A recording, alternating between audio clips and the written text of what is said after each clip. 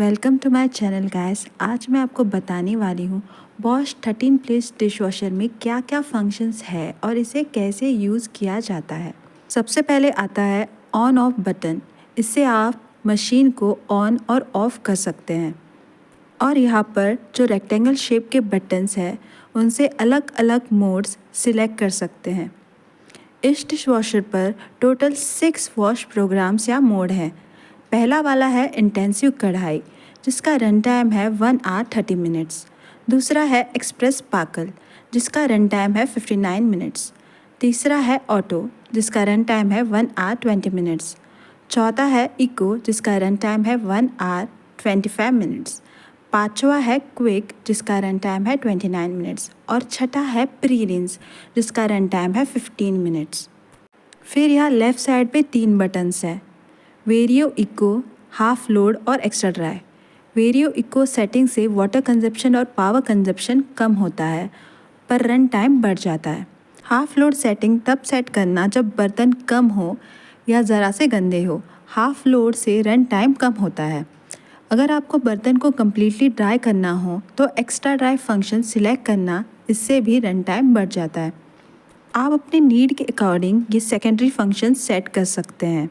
यहाँ पर जो डिस्प्ले है उस पर आपको रन टाइम के साथ में 3 इंडिकेटर्स भी दिखाई देंगे, जो है चेक वाटर, रिफ़िल सॉल्ट और refill rinse aid. Check water indicator तब ऑन होता है जब पानी का प्रेशर ठीक से नहीं आ रहा हो या पानी ख़त्म हो जाए। ऐसे में आप डिश वॉशर ऑफ कर दीजिएगा। पानी आने के बाद इसे ऑन कर दीजिएगा। रिफ़िल सॉल्ट और रिफ़िल रिंस एड इंडिकेटर तब ऑन होते हैं जब सॉल्ट और रिंस एड ख़त्म हो जाए। इन्हें हर साइकिल में ऐड करने की ज़रूरत नहीं होती।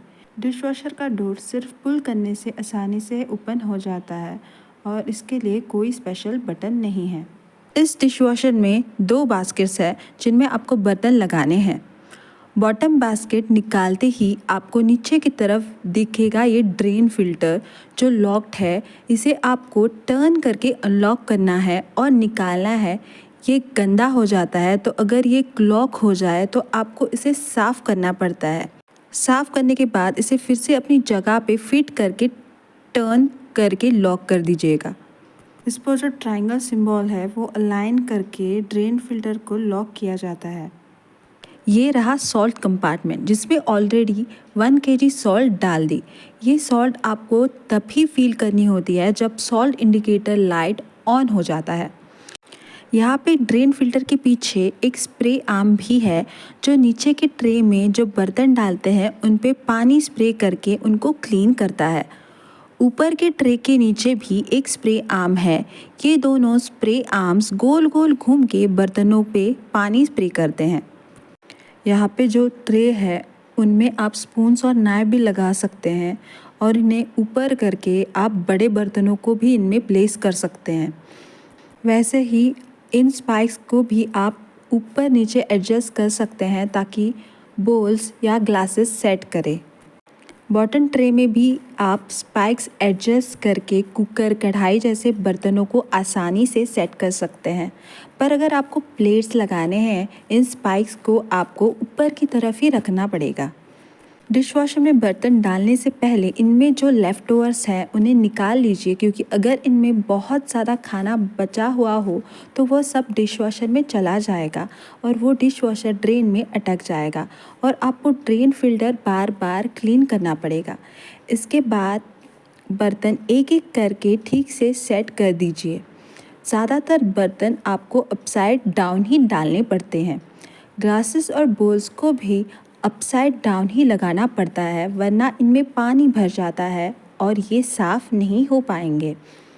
बड़े वाले स्पून आप कुछ इस तरह प्लेस करना, पर ध्यान रखना कि ये अपनी जगह से हिले नहीं। नाइफ्स और स्पून्स को इस स्पून कटलरी ट्रे में सेट करना, और मैं पर्सनली कटलरी बास्केट यूज़ नहीं करती क्योंकि इसे बाकी बर्तनों के लिए जगह कम पड़ती है। आप स्पून्स और नाइफ्स कटलरी बास्केट पे भी लगा सकते हैं और यहाँ पे कटलरी ट्रे में भी लगा सकते हैं। इस ट्रे के नीचे जो बर्तन हैं उन्हें पहले सेट करना, वरना स्पून्स कटलरी ट्रे से नीचे गिर जाएंगे। आप छोटे बर्तन जैसे कि बोल्स को कटलरी ट्रे के ऊपर भी सेट कर सकते हैं। मैंने इसमें मिक्सर जार और उसका कवर भी डाला था। और प्लेट्स को कुछ इस तरह सेट करना पड़ता है। प्लेट्स लगाते समय उनमें गैप रखनी चाहिए, वरना ये क्लीन नहीं हो पाएंगी। इन बर्तनों को एक के ऊपर एक नहीं लगाया जा सकता। आपको इन्हें side by side he set करना होगा, वरना ये क्लीन नहीं होंगे। इसमें आप कॉपर बॉटम के बर्तन भी डाल सकते हैं और स्टील कुकर और कढ़ाई भी डाल सकते हो, लेकिन एल्युमिनियम और नॉनस्टिक के बर्तन इसमें नहीं डाले जाते क्योंकि वो ख़राब हो जाते हैं। शुरू में आपको बर्तन सेट करने में टाइम लगेगा, लेकिन एक बार आपको पता चल जाए कि कौन से बर्तन कहाँ लगेंगे, आप समय बचा पाएंगे। आपको साइज़ के अकॉर्डिंग इन बर्तनों को सेट करना पड़ता है, वरना आप इन बास्केट्स में ज़्यादा बर्तन सेट नहीं कर पाएंगे। इसमें आप इंडक्शन बॉटम और ट्राई प्लाई यूटेंसिल्स भी डाल सकते हैं। और एक ज़रूरी बात कि इन बर्तनों को ऐसे रखें कि वो अपनी जगह से ज़्यादा हिले नहीं और बास्केट से भी बाहर गिरे ना। बर्तन लगाते समय ये ध्यान रखना कि कोई भी बर्तन ये जो ट्रे के नीचे रोटेटिंग स्प्रे आर्म है उस पर ना लगे, और चेक करिए कि ये स्प्रे आर्म बर्तन डालने के बाद फ्रीली रोटेट कर रहा है या नहीं। ये नीचे का ट्रे इजीली रिमूव किया जा सकता है ताकि आप सॉल्ट कंपार्टमेंट को फिल कर सके और ड्रेन फिल्टर को क्लीन कर सके। इस डिशवॉशर के साथ मुझे रिंस एड और 2 डिशवॉशर टैबलेट्स मिले हैं, तो मैंने इस रिंस एड के पैकेट को सीजर से काट के रिंस एड कंपार्टमेंट को फिल कर दिया। और यहाँ पे है डिशवॉशर टैबलेट्स जो कुछ ऐसे दिखते हैं। इन टैबलेट्स में डिटर्जेंट, सॉल्ट और रिंस एड तीनों हैं। इस टैबलेट को मैंने डिशवॉशर डिटर्जेंट कंपार्टमेंट में डाल दिया और रिंस एड और डिटर्जेंट कंपार्टमेंट को बंद कर दिया और डिशवॉशर डोर बंद कर दिया। यहाँ पे सेटिंग्स में बाय डिफ़ॉल्ट इंटेंसिव कढ़ाई मोड सिलेक्टेड होता है, तो अगर आप ऑन बटन प्रेस करके डायरेक्टली स्टार्ट बटन प्रेस करेंगे तो ये 1 आवर 30 मिनट्स का वॉश प्रोग्राम चालू हो जाएगा। अगर आपको मोड चेंज करना है तो आप स्टार्ट बटन को लगातार 3 सेकेंड्स तक प्रेस करके मशीन को रीसेट कर सकते हैं।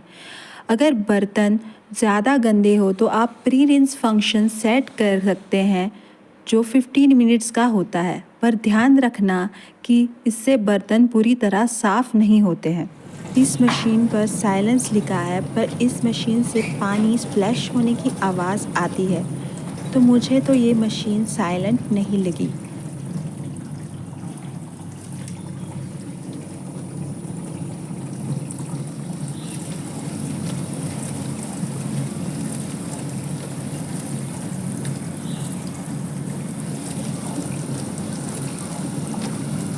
जब डिस्प्ले पर टाइमर 0 पर आ गया तब मैंने ऑफ बटन प्रेस किया और डोर ओपन करके चेक किया कि 15 मिनट्स के मोड से बर्तन कितने साफ़ होते हैं। यहाँ पे आप देख सकते हैं कि बर्तन साफ़ नहीं है और इन पे डिटर्जेंट लगा हुआ है। तो फिर मैंने ऑन बटन प्रेस किया और फिर स्टार्ट बटन प्रेस किया, जिससे इंटेंसिव कढ़ाई मोड सिलेक्ट हो गया। ये मोड ख़त्म होने के बाद डिस्प्ले ऑटोमेटिकली ऑफ हो गया। जब मैंने डिशवॉशर का डोर खोला तब मुझे डोर बहुत ही क्लीन दिखा और बर्तन चमचमाते हुए नज़र आए। आप देख ही सकते हैं कि ये बर्तन कितनी अच्छी तरह से साफ़ हो गया है। इन बर्तनों में शाइन सी आ गई। क्योंकि मैंने एक्स्ट्रा ड्राई फंक्शन यूज़ नहीं किया था, इन बर्तनों पर थोड़ा सा पानी बचा था और ये पूरी तरह से ड्राई नहीं हुए थे। डिशवॉशर में बर्तन डालने से पहले ये ज़रूर चेक करना कि बर्तन डिशवॉशर सेफ़ है या नहीं। अगर आपके बर्तनों पर काफ़ी समय से चिकनाहट जमी हुई हो तो वो पूरी तरह से साफ़ नहीं होगी। ये बोल भी अंदर से चमचमा रहे हैं, पर बाहर से जो इसकी एज पे ब्राउन लेयर सा हो गया था वो साफ़ नहीं हुआ। इस इंडक्शन बॉटम कुकर के नीचे जो काफ़ी समय से चिकनाहट जैसी है वो साफ़ नहीं हुई। ये कुकर भी काफ़ी हद तक साफ़ हो गया है पर पूरी तरह से साफ़ नहीं हुआ है। प्लेट्स तो अच्छी तरह से साफ़ हो गई है।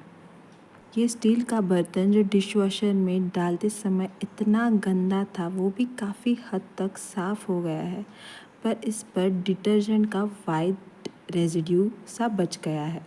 ये बड़ा वाला कुकर तो अच्छी तरह से साफ़ हो गया है पर इस पर डिटर्जेंट की परत जैसे नज़र आ रही है, पर ये पानी लगाते ही निकल गई।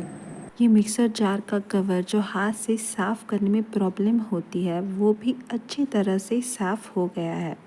ये ग्लासेस भी बहुत ही अच्छे से शाइन कर रहे हैं। इस डिशवॉशर में प्लेट्स, ग्लासेस, स्पून्स जैसे बर्तन बहुत ही अच्छे से साफ़ हो जाते हैं।